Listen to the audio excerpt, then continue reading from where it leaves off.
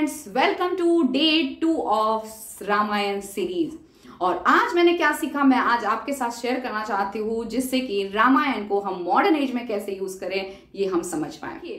Life में जो चीज पर हम ज्यादा फोकस करते हैं वही हमारे तरफ आती है। और ये बात आज हम लॉ ऑफ अट्रैक्शन से भी समझ रहे हैं कि जिस पर मेरा फोकस होगा वही मेरे पास आएगी। यानी अगर आप कमियों पर फोकस करते हो, प्रॉब्लम्स पर फोकस करते हो, इसमें क्या तकलीफ है, इसमें क्या इशू है, ये ऐसे ही क्यों है, इस पर फोकस करते रहोगे तो लाइफ में वो चीजें नहीं मिलेगी और वही चीजें ज्यादा अट्रैक्ट होगी।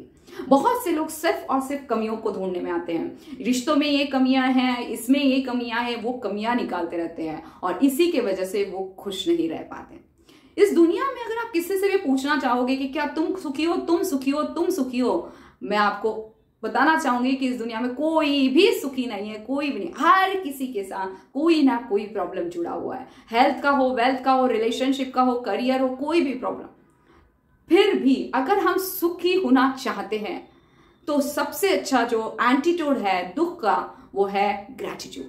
कि आपके पास जो है उसको पहले अप्रिशिएट तो कीजिए। आपके पास जो है पहले उसके बारे में ये तो सोचिए कि आपको कितनी मुश्किलों से मिला हुआ है, कितने लोगों के पास ये चीज नहीं है। और जब आपका फोकस इस चीज पर जाता है तो देखिए यूनिवर्स भी कैसे आपको ऐसी चीजें ला कर देते हैं। यानी कि अगर आप सुख चाहते हो तो सुख देना स्टार्ट कर दीजिए और दुख चाहते हो तो दुख देना स्टार्ट कर दीजिए। जो पाना चाहते हो उस पर फोकस कीजिए, वो ही देते जाइए और फिर देखिएगा कैसे सुख आपके पास आता है और वो भी आसानी से। नंबर 2 जो मैंने सीखी कि काम ऐसा करो कि जिसमें आपका तन, मन, धन, बुद्धि सभी आप उसमें लगा दें। हनुमान जी ने जो भक्ति के साथ राम जी को पूजा, जो उन्होंने भक्ति दिखाई, उन्होंने सभी कुछ अपना अर्पण कर दिया। उसी तरह से जो काम में आप चाहते हो कि उसका रिजल्ट आपको जो है 100% मिले तो हमारे साइड से हमें 100% देना होगा।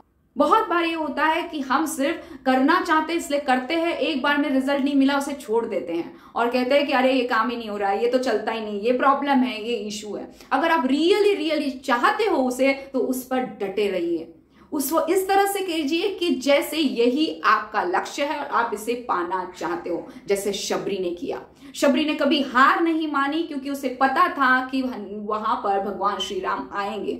सालों साल उसने प्रतीक्षा की। अगर आज आपका ऐसा कोई गोल है जो आप अचीव नहीं कर पा रहे, आपके ऐसे कोई ड्रीम्स है जो आप अचीव नहीं कर पा रहे, तो एक चीज लाइफ में याद रखें कि वेट करना बहुत ज्यादा जरूरी। यूनिवर्स हमें वेट करवाता है, तो प्रतीक्षा हम जितनी करते हैं उतना हमें रिजल्ट मिलता है। लेकिन अगर आपको ये बात कंफर्म हो कि आप जो रास्ते पर जा रहे हो वो रास्ता सही है और वो आपके गोल्स के तरफ ले जाए, तभी उस पर प्रतीक्षा कीजिए। अदरवाइज टेढ़े मेढ़े रास्ते पर चल जाओगे और ये बात की कोई गारंटी नहीं है कि वहां तक आप पहुंचोगे, तो तुरंत ही रास्ता बदल दीजिए। क्योंकि ये तो आपका माइंड हमेशा से जानता है कि वो गोल्स को हासिल करने के लिए क्या क्या चीजें हमें करनी चाहिए, लेकिन हम बहुत बार वो करते नहीं और जस्ट ब्लेम करते रहते हैं कि चीजें हमारे फेवर में नहीं चल रही। तो पहले तो यूनिवर्स पे ट्रस्ट करना सीखें, थोड़ा वेट करना स्टार्ट करें। अगर हो सकता है 1 साल हो गया, 2 साल हो गया, 3 साल हो गया, फिर भी आपका गोल आपको नहीं मिला है, आप अचीव नहीं कर पाए, फिर भी अगर आपको पता है कि आपका लक्ष्य यही है, इसका जाने का रास्ता भी यही है, तो मैं आपसे कहूंगी कि वेट जरूर करें। जैसे मैंने सीखी कि एक बार दक्ष को सभी भगवान वहां पे खड़े थे और उन्होंने प्रणाम किया, लेकिन शिव जी ने उनको प्रणाम नहीं किया और इसीलिए दक्ष प्रजापति को यह लगा कि शिव जी ने उनका अपमान किया है और वो बहुत गुस्सा हो गया। जबकि बात ये नहीं थी, बात ये थी कि शिव जी जो थे वो ध्यान मग्न थे। बहुत बार हमारे लाइफ में भी ऐसा होता है कि सामने वाला कुछ और इंटेंशन से चीजें करता है और हम हमारे माइंडसेट के हिसाब से उस चीजों को समझते हैं। रियलिटी कुछ और ही होती है, लेकिन हमारा माइंड जो है उस पर बिलीव करना नहीं चाहता। दक्ष प्रजापति को इतने सारे लोगों ने प्रणाम किया, लेकिन सिर्फ और सिर्फ एक शिव जी ने नहीं किया और उसका फोकस सिर्फ वही बात पर गया कि उन्होंने उनका प्रणाम नहीं किया। और फिर आप जानते हैं कैसे दक्ष ने उनका अपमान किया और फिर कैसे शिव जी का गुस्सा उसके बाद में क्या हुआ। तो जस्ट अपने गुस्से को कैसे कंट्रोल करना है, कैसे कब बोलना चाहिए और कब उसके हमारे रिवेंज मोड में जाकर क्या क्या प्रॉब्लम हमारे लाइफ में हो सकती है उस पर पहले सोचो और फिर ही कहीं जाकर सामने वाले को जो आप बोलना चाहते हो वो बोले, यानी 1 मिनट का पॉज। चीज मैंने सीखी कि टेंशन सभी के लाइफ में होते हैं, राइट? सभी लोग टेंशन लेना जान चुके हैं, अभी ऐसा कोई भी नहीं है जो टेंशन नहीं लेता है।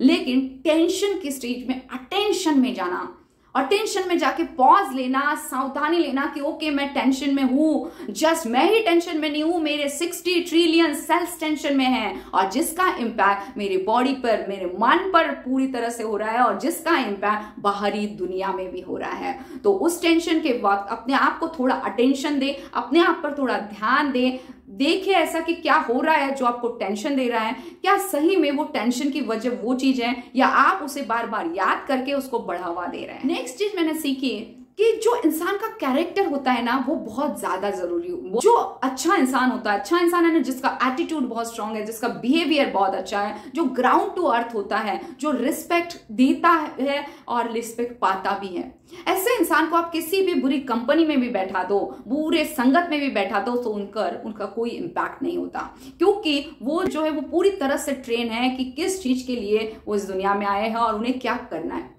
लेकिन उसके अपोजिट अगर आप बुरी संगत वालों को अच्छी संगत के लोगों के साथ भी बिठा दोगे फिर भी वो लोग चेंज नहीं हो सकते। उसकी एक वजह है क्योंकि उन्होंने अपने माइंड में एक प्रोग्रामिंग कर ली है कि मैं जैसा हूं बेस्ट हूं, मुझे बदलने की जरूरत नहीं है। और जब ये मैसेज हमारे माइंड को पहुंचता है तब कोई भी इंसान वो बदल नहीं सकता। तो यही डिफरेंस है कि हमारा एटीट्यूड जो है वो किस तरह का होना चाहिए, कैसे हमें ग्रोथ माइंडसेट में ज्यादा रहना चाहिए, ना कि फिक्स माइंडसेट में मैं जैसा हूं बहुत अच्छा हूं। हमें हमारी लर्निंग को हर एक दिन बढ़ाना है ताकि हम हर एक दिन ग्रो कर पाए, स्पिरिचुअली ग्रो कर पाए, इमोशनली ग्रो कर पाए, देन फिजिकली ग्रो कर पाए एंड फाइनेंशियली भी ग्रो कर पाए। अगर हम नहीं कर पा रहे हैं तो हमें रुकना है, सोचना है, देखना है कि ऐसी कौन सी चीजें जो मुझे अपग्रेड करने की। लास्ट चीज जो बहुत ही पावरफुल मुझे लगी है कि रामायण में अगर आपने देखा होगा कि एक गिद्ध ने अपनी जान खोई और सिर्फ एक नारी की रक्षा करने के लिए। वो रावण से लड़ा क्योंकि वो जानता था कि नारी की रक्षा करना कितना जरूरी चीज है। और इसीलिए उस समय के बर्ड्स भी ये चीज जानते थे, जहां पर आज इंसान शायद बहुत बार ये चीजें भूल जाते हैं कि नारी के साथ बिहेव करना चाहिए, कैसे उनकी रिस्पेक्ट करनी चाहिए। आई होप कि ये लर्निंग्स आपको समझ में आई होगी और आप इसे अपनी जिंदगी में जरूर उतारोगे और इसे डेली लाइफ का हिस्सा बनाएंगे। जस्ट जो चाहिए उस पर फोकस करेंगे। Thank you very much. कल मिलेंगे एक नए लर्निंग के साथ।